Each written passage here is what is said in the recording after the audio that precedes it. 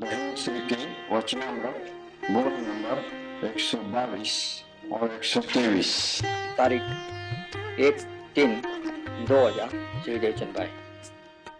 नमो अर्यंताणम नमो सिद्धाणम नमो आयर्याणम नमो उवज्जायाणम नमो लोये सवसावणम नमो समय साराय स्वानुभूत्या चकास्ते चित्त स्वभावाय भावाय सर्वभावांतरचिले मंगलम भगवान वीरो मंगलम गौतमो गणि मंगलम कुंद कुंदार्यो जैन धर्मोस्तु मंगलम सर्वमंगल मांगल्यम सर्वकल्याणकारकम प्रधानम सर्वधर्माणम जैनम जयतु शासनम ओंकार बिंदु संयुक्तम नित्यम ध्यायन्ति योगिनो कामदम मोक्षदम चैव ओंकाराय नमो नमः।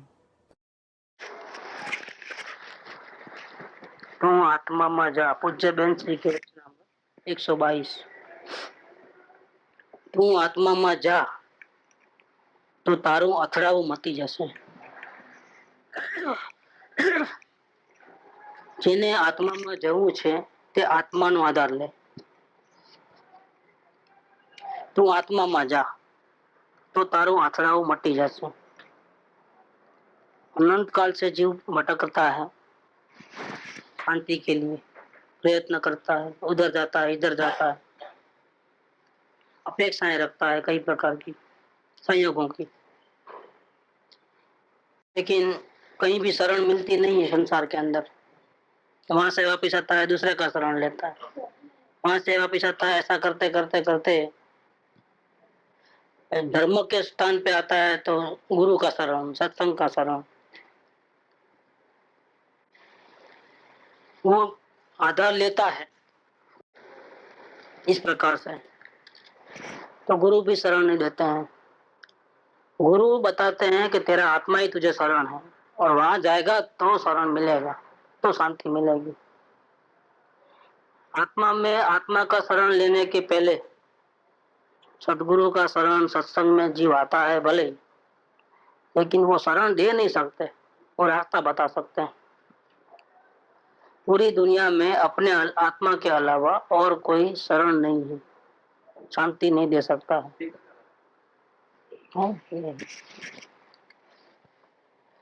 तो यहाँ कहते हैं कि तू आत्मा में जा तो तारो અથડાવું मटी जैसे। अनंत काल से जीव चार गति में भटकता है और राग द्वेष करके हैरान परेशान हुआ है जीव। तो संसार में अन्य जड़ पदार्थ तो शरण नहीं है, सगे संबंधी कुटुंब परिवार वो तो शरण नहीं है, वहां से शांति मिलने वाली नहीं है। लेकिन सत्संग में शांति मिल जाएगी, आज देव गुरु शास्त्र के पास शांति मिल जाएगी, वो भी बात नहीं। शांति कहीं से भी नहीं मिलेगी, शांति सिवाय आत्मा कहीं भी नहीं मिलेगी। अगर सदगुरु को सही में माना है, समझा है, पहचाना है, तो उसको अपने आत्मा का आधार लेना पड़ेगा। सदगुरु ये नहीं कहते कि तू मेरे शरण में आओ तो तेरा चार गति भटक जाए, भटक मिट जाएगी, ऐसा नहीं कहा है। तू आत्मा में जा तो तेरा ये भटकना बंद हो जाएगा, सदगुरु ने ऐसा कहा है। और हमने सदगुरु को पकड़ लिया कि नहीं, आप नहीं तो हमारा भटकना मुश्किल, भटकना चालू रहेगा, आप रहेंगे तो ही हमारा कल्याण होगा। ये जो है ये गड़बड़। आत्मा में जा तो तेरा अथड़ाना मिट जाएगा। वो रास्ता भले ही दिखावे, लेकिन शरण तो अपने आत्मा है और कोई शरण नहीं है, दुनिया में कोई शरण नहीं है। जब आत्मा को देखेगा तो ही शांति मिलेगी। जब तक नजर उपयोग आत्मा में नहीं जाएगा तब तक शांति मिलने का नहीं है। कसाय मंद होंगे लेकिन शांति नहीं मिलेगी। विकल्प पर का नहीं होगा, आत्मा का होगा, शांति नहीं मिलेगी। विकल्प तो विकल्प है, चाहे दूसरे का हो चाहे अपने आत्मा का हो। जहाँ विकल्प है, जहाँ मन का आधार है, जहाँ उपयोग बाहर है, अंश मात्र भी भले ना वो शास्त्र लिखता हो, भक्ति करता हो, दर्शन पूजा के परिणाम हो, जो शांति आत्मा को देखने से मिलती है वो शांति तो वहां नहीं मिलेगी। इसलिए वो सिद्धांत बना दिया है। और ज्ञानी पुरुषों का यही कहना है, तू मेरे पास आ तो तेरा कल्याण हो जाएगा, नहीं तू आत्मा में जा तो तेरा अठराना मिट जाएगा। कैसे जावे आत्मा में? अपना आत्मा कहाँ रहता होगा? कौन से स्टेशन पे रहता है? टेलीफोन कैसे करें उसको? लेटर कैसे लिखें? एड्रेस क्या है? कहाँ जावे हम? आत्मा में जाना माने क्या? तेरा अठराना मिट जाएगा, तेरा भटकना बंद हो जाएगा। क्यों भटकना बंद हो जाएगा? क्योंकि जहाँ मैं खुद है वहीं आत्मा है, इसलिए 1 इंच भी आगे बढ़ने का नहीं है। तो फिर जाने की बात क्यों कहेगी? जाने का मतलब ये है कि तेरा उपयोग बदल दे, तेरा ये अभिप्राय मिटा दे कि बाहर में से सुख आएगा, और तेरा उपयोग बदल दे। 2 बातें करनी है। आत्मा में जाना माने क्या? आत्मा में जा माने ये कि तेरा वो अभिप्राय मिटा दे कि कहीं से भी शांति मिलेगी। अन्य पदार्थों में से, कुटुंब परिवार में से, इज्जत आबरू में से, सत्संग में से, सदगुरु में से। समोसरण में जिनेंद्र भगवान बैठे हैं, वहां जाकर के उनको सुनेंगे, उनकी पूजा करेंगे तो मिलेगी? नहीं मिलेगी। तेरा वो अभिप्राय मिटा दे। तू आत्मा में जा माने तेरा वो अभिप्राय मिटा दे के बाहर में से सुख आने वाला है। बाहर में कहीं जाएगा तो सुख आएगा, गुरु के पास जाएगा तो, जिनेंद्र भगवान के पास जाएगा तो सुख मिलेगा, सिद्ध भगवान को याद करेगा तो सुख मिलेगा? नहीं, कभी नहीं मिलेगा। अगर ऐसा अभिप्राय अंदर में है तो ये वितराग स्वरूप को, वितराग की वाणी के रहस्य को समझा नहीं है वो। हाँ, ये बात सही है कि वितराग देव गुरु शास्त्र के अलावा सही उपाय कोई नहीं बताता, इसलिए व्यवहार से उनको भी शरण कहा है, क्योंकि सही रास्ता बताते हैं। लेकिन सही रास्ता माने क्या कि तुम हमारे पास आओ तो तुझे शांति मिलेगी? नहीं, वो सही रास्ता नहीं है। उनका ये कहना है कि तू आत्मा में जा, तेरे शांति तुझे मिलेगी, आत्मा को देखने से मिलेगी, वो तू कर। तू आत्मा में जा तो तेरा भटकना, अथड़ाना मिट जाएगा। जब तक उपयोग स्वरूप में नील नहीं होगा, जब तक, तब तक टेंशन, आकुलता, व्याकुलता सब है, अस्थिरता, राग, द्वेष सब है। जब आत्मा में जाएगा तब वितरागता, तब निर्विकल्प अवस्था होती है। इसके पहले निर्विकल्प अवस्था नहीं होती है। इसलिए यहाँ पर बहुत सुंदर वचन दिया है कि 122 के अंदर, तू आत्मा में जा। जा माने 1 इंच आगे बढ़ना नहीं है, अभिप्राय मिटा दे कि मुझे जगत में और कहीं शांति मिलेगी, कहीं नहीं मिलेगी। जिनेंद्र भगवान को देखेगा तो भी शांति नहीं मिलेगी। अपने देवादिदेव परमात्मा को, देव देवल में विराजमान जो है ज्ञान मूर्ति स्वयं परमेश्वर है, उसको देखेगा तो शांति मिलेगी। और जिनेंद्र भगवान भी यही कहते हैं, उनको आचार्य ने लिखा है मोक्ष पावर में कि पर दवाओ दू गई, सौ दवाओ सू गई।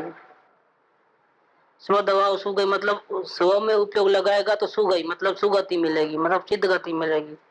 पर दवाओं दू गई माने अगर इसके अलावा किसी और को देखा, चाहे जिनेंद्र भगवान क्यों न हो, डूब गई माने दुर्गति मिलेगी, मतलब मोक्ष नहीं मिलेगा। चाहे गति मिलेगी, मुक्ति नहीं मिलेगी। आत्मा का विकल्प करने के लिए भी मन का आधार लेकर के बाहर उपयोग गया तो भी शांति नहीं मिलेगी।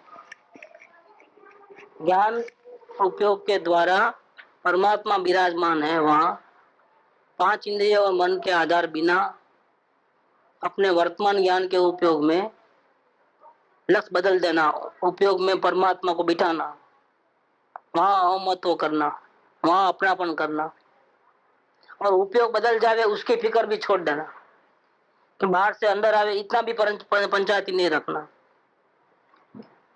तो तेरा तुझे शांति मिलेगी और तेरा भटकना बंद हो जाएगा। जी भटकता इसलिए है कि जहां जाता है वहां शांति नहीं मिलती है। जैसे मन भावन मिठाई में खाने की इच्छा हो, लेकिन कितना खाएगा? खाते ही सुख जैसा लगता है, अच्छा लगता है, 1 खाओ, 2 खाओ, 4 खाओ, 10 खाओ, फिर फिर उल्टी आने लगेगी। ये कल्पना है कि बाहर में से सुख मिलेगा, जबकि आत्मा में हम अनंत काल तक रहेंगे ना, तो भी हमको कंटाला नहीं आएगा, अशांति नहीं होगी, कंटाला आने का सवाल ही नहीं है। रस बढ़ेगा, वो अतिंद्रिय आनंद में लीन हो जाएगा। और सच्चा सुख वहां मिलता है, इसलिए वहां से हटना नहीं होता है, एक जगह स्थिर हो जाना होता है। सिद्ध भगवान कहीं जाते आते नहीं, क्योंकि वहां उनको पूर्ण शांति मिली है। उपयोग आत्मा में संपूर्ण रूप से लीन है, बाहर का कोई बंधन नहीं है। एक परमाणु मात्र नहीं पण मरे न स्पर्शता, इतना भी बंधन नहीं है, संपूर्ण मुक्त दशा है। चार घाती कर्म, चार अघाती कर्म सबसे रहित, और अपने आत्मा के सुख में इतना लीन है, अनंत शांति में इतना लीन है कि उनको शांति के लिए अशांति हो गए और कहीं शांति लेने के लिए और जगह जावे, ऐसा उनको नहीं करना पड़ता है। केवल ज्ञान में पूरी दुनिया देखते हैं, बाजू में अनंत भगवान विराजते हैं और अपने जैसे चलो जरा उनको मिल के आवे, वो ऐसा भी नहीं होता है। क्या अपने जैसे आनंद अनंत आनंद में लीन, ऐसे बगल में ही है, अरे उसी क्षेत्र में अनंत परमात्मा विराजमान है। जरा मन खुला करके आओ, जरा घूम के आओ, उनको मिल के आओ, आपको बराबर आनंद मिलता है कि नहीं मिलता है, या थोड़ी आत्मा की चर्चा करके आओ।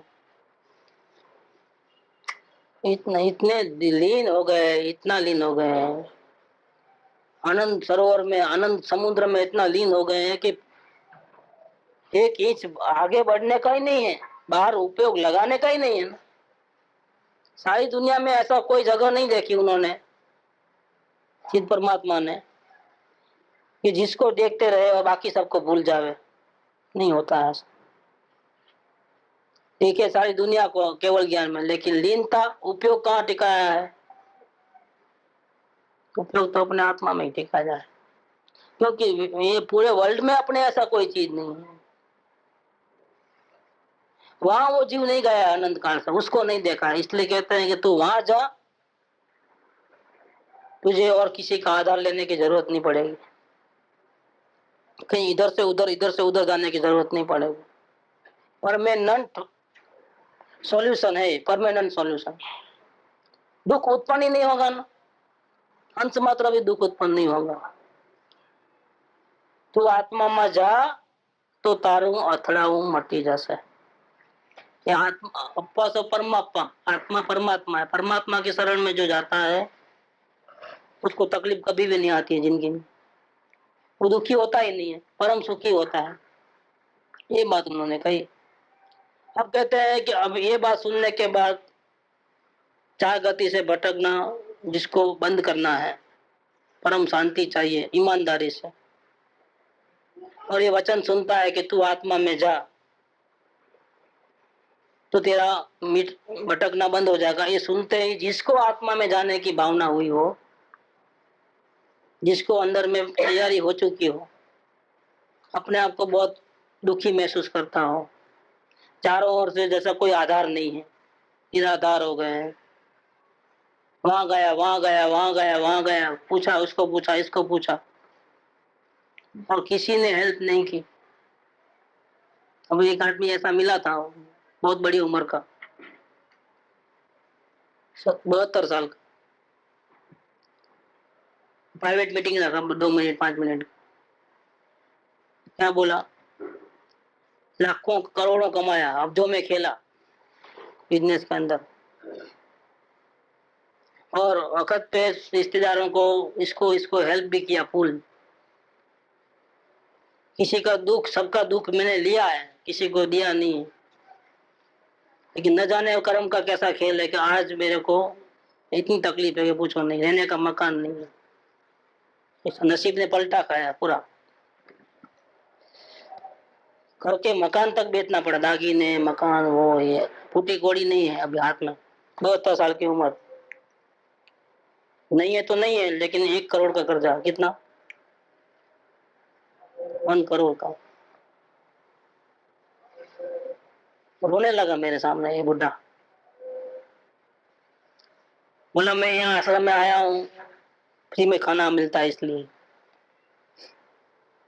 और मेरे को बहुत तकलीफ होती है, आंख से आंसू धन धन धन धन निकले। किसी को बताया जैसा नहीं रहा है, बात किसको बताऊं, एकदम दुखी हूं मैं, क्या करूं, मुझे सुनता नहीं है कुछ, आप बताइए क्या करूं। और ऐसे ऐसे आदमी का कहीं मन लगता होगा भक्ति में, उधर उधर। अरे वो एकांत स्थान में आया है तो भी कितनी तकलीफ हो रही है अंदर में, उसका ये मर्जी नहीं है ऐसा रहने का, फिर भी कहीं से मिलते हैं 1000-1500 तो दे देता हूँ, जमा करा देता हूँ आश्रम में। रहने के लिए मकान नहीं है, मकान लेने की ताकत नहीं है, किराया भर नहीं सकते, धंधा खत्म, पूरा चौपट, दुकान बंद। बीमार पड़े तो दवा के पैसे नहीं है, खाने के पैसे नहीं है, दवा के पैसे कहाँ से, आंख से भी बराबर दिखता नहीं है। ये हालत में क्या करें जीव। आपकी 2 दिन से बातें सुनता हूँ, थोड़ा मेरे को भरोसा आता है आपके पास कोई सही उपाय होगा, तो ये बात किसी को बताने ऐसा नहीं रहा, मुंह छुपाते फिरूं उधर उधर से। ये बोला कोई आपको हेल्प नहीं करता है, बोला जिस जिसको मैंने हेल्प किया था उन सबके पास जाके आया मैं, मेरी इस अवस्था में मुझे थोड़ा सहारा दो आप। क्या, एक जगह से वापिस आया, दूसरी जगह गया, किसी को मैंने अब, क्योंकि मेरे पास तो कोई उपाय ही नहीं है, मैंने सबको आजमा लिया, मेरा क्या रिजल्ट निकला, कोई किसी का नहीं, ये रिजल्ट निकला। क्या बोले, इधर गया उधर गया इधर गया, हर जगह कोई जगह बाकी नहीं रख, जहाँ पाँव रखने को मिले थोड़ा भी तो वहां भी मैंने पूरी कोशिश की, लेकिन नहीं, कोई शरण देने को नहीं है। देखो ये हालत आती है, एक हमारे किए हुए कर्म छोड़ते हैं क्या अपने, कोई छोड़ता नहीं है अपने। मतलब 20 साल पहले मैं महाराज को मिला था, उन्होंने कहा था आत्मा का शरण लो, तब मैं पागल बिजनेस में पड़ा था। क्या, 20 साल पहले मतलब 52 साल की उम्र में, तब मैं आया था यहाँ पर हम्पी में, उन्होंने मेरे का नाम दे करके पुकार के बोले देखो कोई अपना नहीं है हो, तुम अपना कल्याण कर लो आत्मा का। तब मैंने बात नहीं सुनी, सुना सो अनसुना कर दिया। आज उनके वचन मेरे को याद है, अब मैं आया हूँ यहाँ शरण लेने के लिए, वही नहीं उनके पास शरण मिलता समझ करके, कहाँ जाऊं मैं, किधर जाऊं, ये रियल फैक्ट है अभी की। क्या करोगे, कहाँ जाओगे, तो बातें बताइए तो कैसा करना क्या करना, लेकिन रो रहे थे रो रहे थे। कहते हैं कि जिसको अब ऐसा लगता है कि जगत में कोई शरण नहीं है, कहीं भी शांति मिलने वाली नहीं है, गुरु के पास भी नहीं, सत्संग में भी नहीं, और गुरु नहीं कहते हैं, दावा नहीं करते हैं, अपना यहाँ तो क्लियर बात है, यहाँ आए तो ये समझ के नहीं आना कि आपके संयोग सुधर जाएंगे, यहाँ आए परिग्रह बढ़ेगा, सांसारिक अनुकूलता हो जाएगी, प्रतिकूलता नहीं होगी, ये बात तो सवाल ही नहीं है, ये भूल जाना। क्या महेंद्र भाई, ये बात ठीक है कि नहीं है, आत्मा का करोगे तो कोई हैरान नहीं करेगा आपको जगत में, घर के 40 लोग आपको सम्मान देंगे। हमने नहीं कहा है कभी संयोग को नहीं बदलना है, क्योंकि बदल सकते भी नहीं, ये रजकण भी अपना अपने कहे में नहीं है, अपने को बदल सकते हैं, या अपने को बदलने की बात है, दूसरे को बदलाने की बात ही नहीं है। तूफान आता है तो बड़े बड़े झाड़ गिर जाते हैं, और जो छोटे छोटे पौधे होते हैं वो नहीं टूटते हैं। क्या वजह है कि वो परिस्थिति का सामना करते हैं, अपना बल आजमाते हैं, कौन, बड़े बड़े झाड़, उनके मूल्य तक निकल जाते हैं, क्योंकि जितना रेसिस्टेंस करोगे डबल मेहनत लगेगी, आमने सामने टकराव होता है। क्या, सामने कोई मारने आया और हम हट गए तो अपने को बच गए समझो, या झुक गए तो, और नहीं हम भी सामने जावे तो डबल फोर्स से टकराव होता है। वो आग्रह रखे और हम भी आग्रह रखें, दोनों आग्रह रखो भी क्या हो, आग ही आग है और कुछ नहीं है, टकराव वाली बात ही नहीं। संयोग को, परिस्थिति को नहीं बदलना है, बदल सकते भी नहीं है, हमारी तो नहीं, लेकिन जिनेंद्र भगवान की भी ताकत नहीं है कहीं। पूर्व में बंधे हुए कर्मों को बिना भोगे निवृत्त करना, ये ऐसा कोई उपाय सदगुरु के पास भी नहीं है और जिनेंद्र भगवान के पास भी नहीं है। संयोग को बदलने की बात यहाँ है ही नहीं कि हमारे घर में ये प्रॉब्लम है तो भाई नहीं बदल सकते, ये ताकत नहीं है। हाँ, आपको प्रतिकूलता में भी शांति में कैसे रहना वो बता सकते, उपयोग कैसे अंदर में ले जाना वो बता सकते। जो गुरुदेव ने लिखा है कि 2 कड़वे शब्द कोई बोले तो क्या करना, दृष्टि के निदान में है वो बात। जो कोई कठोर वचन, मर्म छेदक वचन, दिल को आघात लगे ऐसे वचन कोई सुना दे 2 कड़े शब्द, तो क्या करना वो लिखा है उन्होंने, गुरुदेव ने बोले हैं, दृष्टि के निदान में है वो बात। तो फौरन देह का भान छोड़ करके परमात्मा को शरण ले लेने का, मैं तो परमात्मा हूँ, सीधी दृष्टि अंतर में ले जाना, ये काम करना। इसके बदले हम क्या करते हैं, वो आग्रह रखें, हम भी आग्रह रखें, और बदल तो सकते नहीं है किसी को। फिर क्या होता है, सुख नहीं मिलता है, दुख ही दुख मिलता है। यहाँ कहा कि जिसको ऐसा लगता है कि पर में अभी कुछ नहीं रहा है, पर में से हेल्प कहीं मिलने वाली नहीं है, कोई शरण नहीं है, ऐसा जिसका निर्णय हुआ है, चाहे अपने आप से हुआ है, अनुभव से, और चाहे सदगुरु के भरोसा करके। मैंने तो उनको ये पहले यही बोला कि आप इतना भटकने के बाद डिसीजन पे आए, ज्ञानियों ने पहले से डिसीजन ले लिया है क्या, ज्ञानियों को पहले से ही मालूम है कि जगत में कोई अपना नहीं है। सुख में तो सब आएंगे नजीक, दुख पड़ेगा तो कोई नजीक भी नहीं आएगा, सामने देखेगा भी नहीं। ज्ञानियों का पहले से निर्णय है, संसार में कहीं भी सुख नहीं है, वो पहले से निर्णय है। फिर अपेक्षा किस बात की रखते हो। तब बोले कि मैं 20 साल पहले आया था तो महाराज ने ऐसा कहा था मुझे, तू आत्मा का ध्यान ले, लेकिन मैं सुनना नहीं। अब आया तो अब मेरे को नहीं मिलते हैं, क्या करूं। बहुत टेंशन में हूँ कि मैं किधर पाँव कहाँ रखूं, किधर हमारे आगे की लाइफ क्या करूं। कर्जा मिटाने की ताकत अब इस उम्र में तो मेरी नहीं है, मामूली थोड़ा है, 1 लाख 2 लाख थोड़ा है, कैसे कैसे करें। तो कहा इधर माता जी ने तो यहाँ कहते हैं कि जिसको आत्मा में जाना है, मतलब जिसको शांति चाहिए, अब जिसने ये निर्णय ले लिया है, आत्मा में जाना मतलब क्या, निर्णय लेना कि सुख बाहर में नहीं है, सुख अंतर में है, बाहर सो दुआ थी मर से, ये निर्णय लेना। इसका मतलब क्या कि बाहर से उपयोग समेट लेना आप, और आत्मा में जाना माने क्या, बाहर से उपयोग बंद हुआ तो जाएगा किधर उपयोग। आत्मा में जा माने क्या,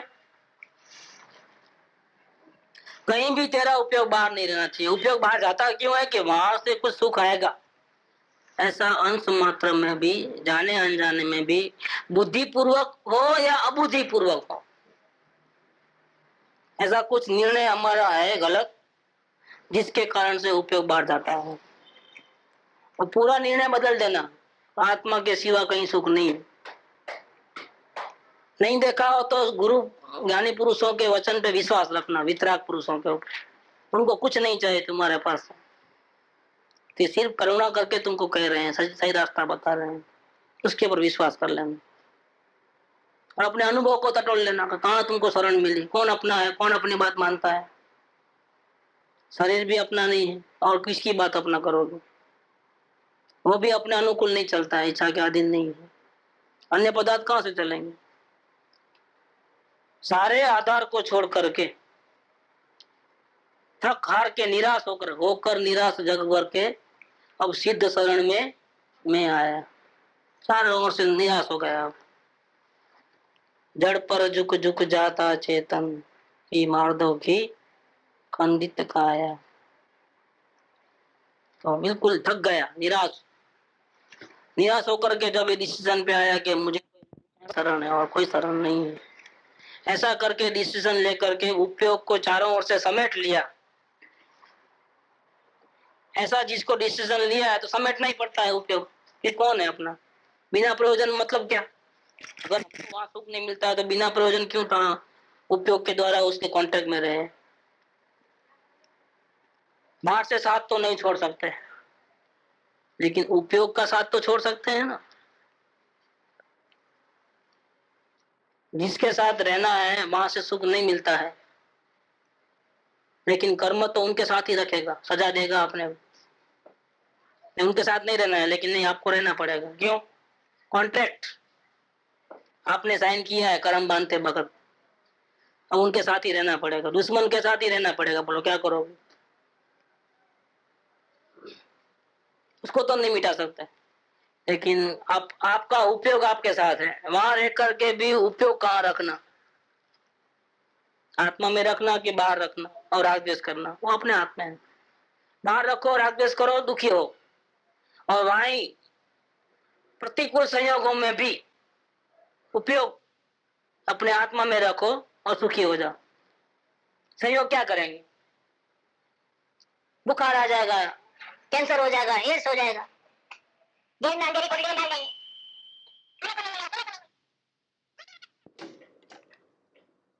ओरिजिनल कैसेट में मिस्टेक है, सुनने का चालू रखिए।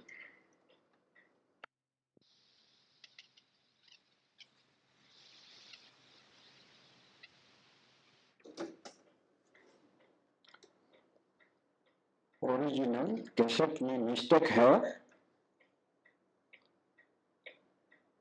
सुनने के लिए चालू रखिए।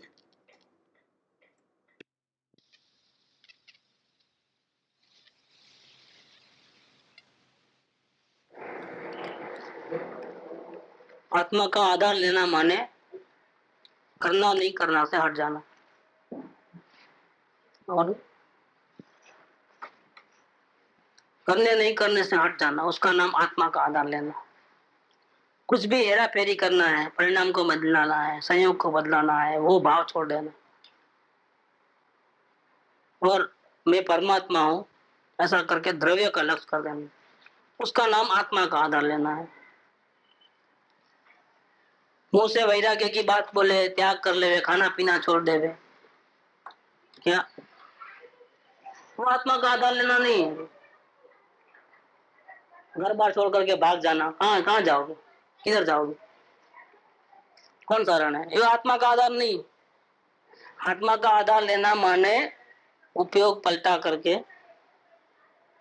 मैं ज्ञायक मूर्ति परमात्मा हूं ऐसा अपने को लक्ष्य में लेना, उपयोग में उसमें ही ठहर जाना, और संयोग को पलटाने की बुद्धि छोड़ देना, बाहर में कुछ करना नहीं करना छोड़ देना, और अपने उपयोग को भी पलट जावे तो अच्छा, या शांति मिट जाए तो अच्छा, शांति मिले तो अच्छा, ऐसा परिणाम लक्ष्य उसको भी छोड़ देना।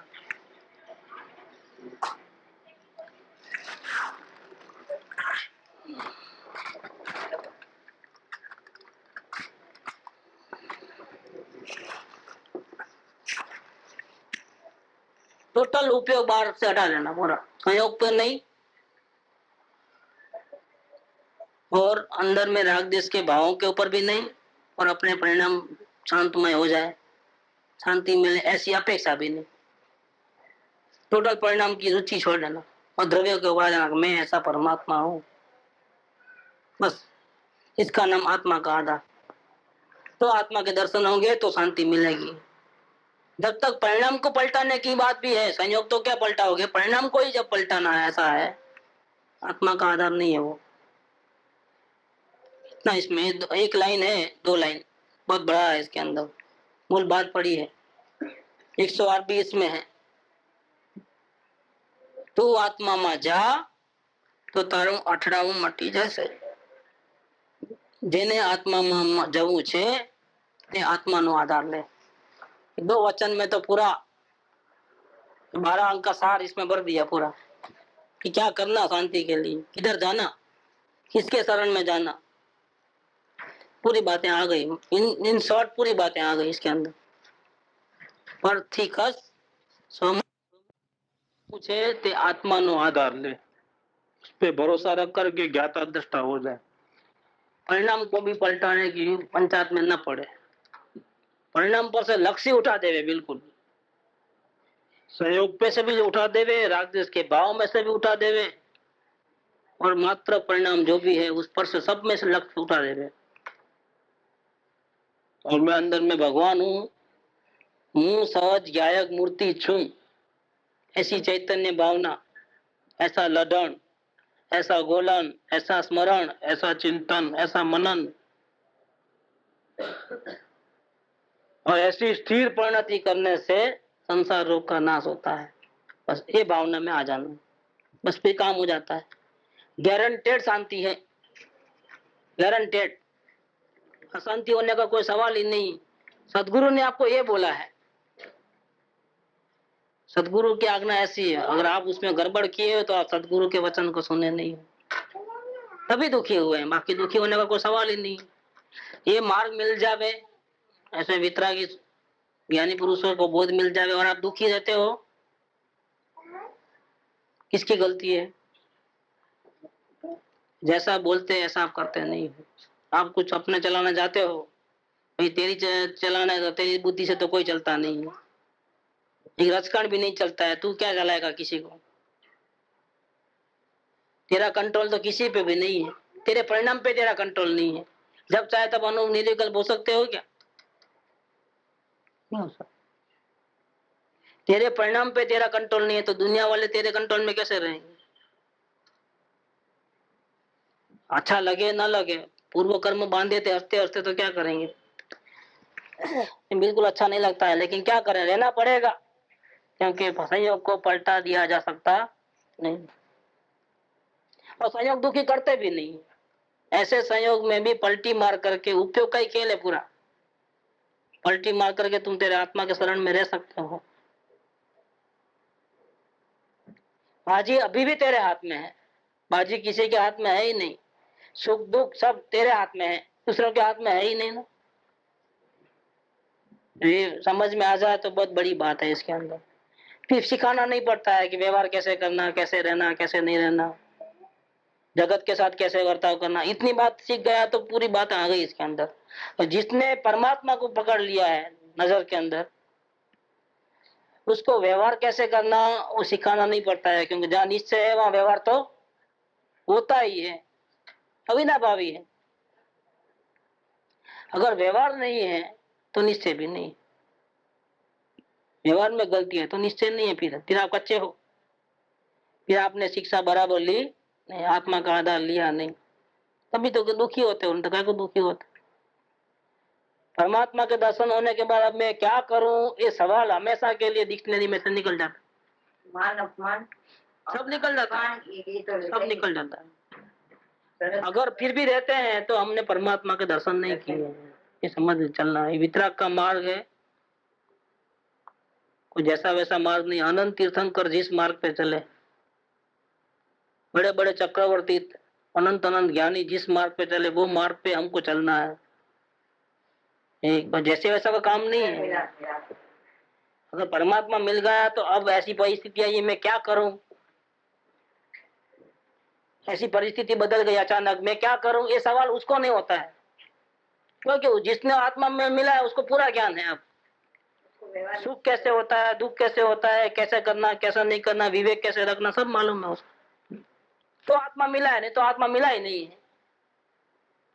जिसने आत्मा जाना उसने सर्व जाना, नहीं आया सर्व माने क्या, तो निश्चय जाना, व्यवहार नहीं जाना, ऐसा कि नहीं। सर्व माने निश्चय, व्यवहार, निमित्त, उपादान, अपना पराया सब ज्ञान उसको हो जाता है। किसको?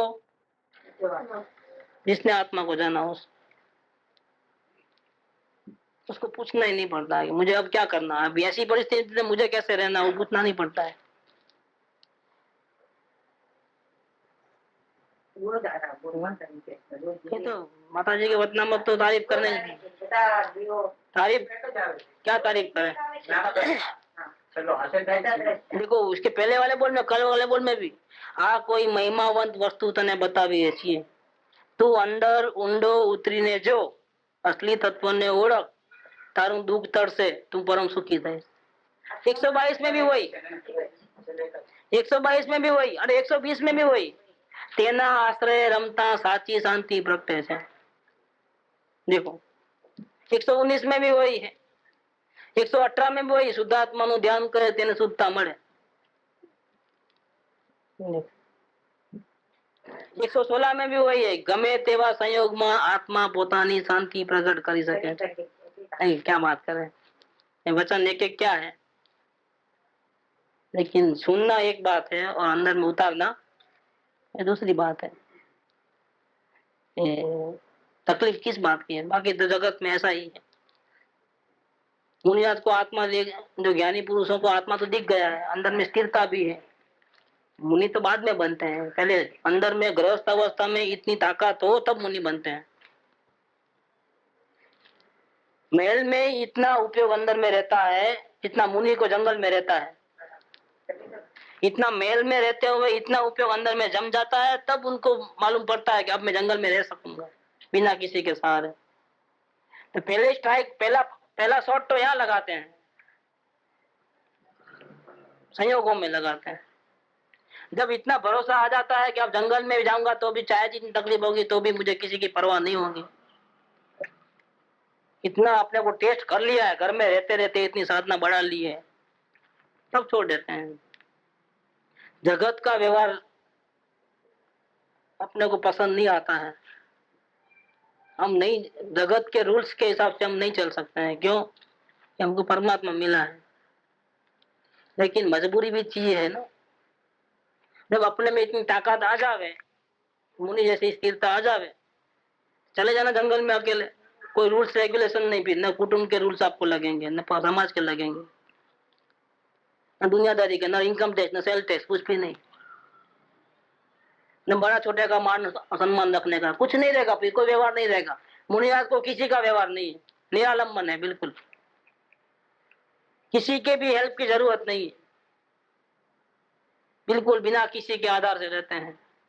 किलतुस मात्र परिग्रह नहीं है, जरूरत नहीं है ना। अभी हमको जरूरत सब चीज की है, राग इतना है और आत्मा का आधार इतना लिया नहीं है, राग छूटा नहीं है वहां से बाहर से। सब चीज की जरूरत है, चपटी धूल की भी हमको जरूरत है। अंदर में इतनी स्थिरता नहीं है, इसलिए ऐसा है, तो फिर एडजस्टमेंट भी करना पड़ेगा। तो आप मुनि ऐसा बर्ताव नहीं कर सकते, कर सकते हैं आप अपना मुंह देख लेना आईने में, सब चीज चाहिए और मुनि ऐसा बनना है, किसी का दबाव नहीं चाहिए। भैया दबाव तो रहेगा, आपने कर्म किए, दबाव में तो रहना ही पड़ेगा, कहाँ जाओगे आप। प्रतिकूल परिस्थिति में भी आपको भागना नहीं है। अगर तकलीफ ज्यादा होती है तो आत्मा का आधार ले लेना, उपयोग तो बदल सकते हैं ना आप, उपयोग तो चेंज कर सकते हो ना, कर लेना उपयोग चेंज, हो शांति में रह जाना। क्यों अनुकूलता चाहिए अपने को? अपने को कर्म खपाने हैं, अनुकूलता क्यों चाहिए अपने को? जल्दी से निपटारा हो जाएगा सब चीज का, आत्मा का आधार लेगा तो संयोग में रह पाएगा। परिस्थिति नहीं बदलेगी, लेकिन खुद को तो परिस्थिति से क्या लेना देना है, उसको शांति से लेना देना है। परिस्थिति से क्या लेना देना है? परिस्थिति चाहे जैसी हो, सत्संग मिले न मिले, अनुकूलता मिले न मिले, हम शांति में रह सकते हैं कि नहीं रह सकते हैं? ज्ञानी के लक्षण ही ये बताए हैं, विचरे उदय प्रयोग नहीं। उदय जब आवे तो घबरा करके फाइट करे और सर कमान छिटक जावे, ये जबान लटकाने लगे, नहीं व्यवहार में नहीं हुआ, व्यवहार का भंग हुआ है। क्यों भंग हुआ है? कि अंदर में निश्चय की आराधना नहीं है। निश्चय की आराधना होती है तो व्यवहार इतना टूटता नहीं। ठीक है, वो तो जो होना है वो, लेकिन अभी यहाँ बात ये चल रही है, जो जैसा करेगा वैसा भरेगा। इतना मस्त है जीवन में। कोई बार पहाड़ जेवी पण प्रतिकूलता आवे, पहाड़ जेवी, राय जितनी नहीं, पहाड़ जितनी। कुछ तुझे नहीं, जैसा ये नहीं 1 करोड़ का कर्जा आ गया, कोई हेल्प नहीं किसी का इस उम्र में, ऐसी तकलीफ आवे तो भी तू आत्मा की श्रद्धा गुमाना नहीं, मन को समतोल रखना। किसी भी दुख का उपाय होता है और अंत होता है, दुख कोई कायम रहने वाला नहीं है। तुझे दूसरे किसी के सहारे की जरूरत नहीं है, तेरा ज्ञायक आत्मा तेरी पास ही है। बोलो क्या बताइए, इससे ज्यादा क्या चाहिए? आपको परमात्मा मिल गए, सबसे सुखी आप हो दुनिया में। सुगानी जी कहते हैं 70 लाख की आबादी में मैं अकेला सुखी हूँ, जबकि खाने को 3 दिन से नहीं मिला था, कर्फ्यू के दिन। ये कहां से आया पावर? ये शांति दी किसने? शरीर तो सब मांगेगा, खाना पीना सोना सब मांगेगा, लेकिन नहीं मिलता है तो भी शांति में रहे तो किसने शांति दी आपको? किसका सहारा लिया था उन्होंने? सदात्मा, तेरा ज्ञायक आत्मा सदा तेरी पास है, जानो उधर, ये बात इधर लिया है। जेने आत्मा में जવું છે તે આત્માનો આધાર લે। 123 अब ये 122 हुआ। चैतन्य रूपी आकाश, उसकी रम्यता सुंदरता सदाकाल जयवंत है। वो हमेशा रंग बिरंग एकदम छीन बदलते रहते हैं, एकदम मन भावन। तो आकाश में जैसे चंद्र तारे सूरज प्रकाश किरण अंधेरा कलर बदलते हैं, शाम को अलग कलर, सुबह अलग कलर, चेंजेस बिना चित्रकार के चेंजेस कैसे होते हैं? बादल आ जाते हैं, कभी काले बादल हो जाते हैं, कभी कैसे नेचुरल सीनरी देखने को मिलती है। ऐसे चैतन्य रूपी आकाश, उसकी रम्यता सुंदरता सदाकाल जयवंत है, हमेशा ऐसा चलते रहता है, एकदम सुंदरता बनी रहती है। जगतना आकाश में चंद्रमा और तारामंडल ની रम्यता હોય છે। दुनिया के जो आकाश है उसमें चंद्रमा का और तारामंडल, उसकी रम्यता सुंदरता आती है। इसकी भी एक चैतन्य के आकाश में अनेक गुणों की रम्यता है, जहाँ वहां अनंत तारे हैं असंख्य, ऐसे यहाँ क्या है, अनंत गुण चमकते हैं। ये रम्यता कोई जुदा ही प्रकार नहीं है, कंपेयर नहीं कर सकते। तो जस्ट बताया, बाकी कंपेयर नहीं कर सकते। वो सुंदरता किधर है, सुंदरता किधर? लेकिन हमको नहीं मालूम पड़ता है ना, आप इतनी तारीफ करते हो, ऐसी सुंदरता है, ऐसा है, हमको नहीं मालूम पड़ता है ना। क्या उसका तरीका दूसरा है, क्या तरीका है वो बताते हैं। सुख धाम अनंत सुसंत चही, दिन रात रहे तद ध्यान मही, प्रशांति अनंत सुधामय जे प्रणमो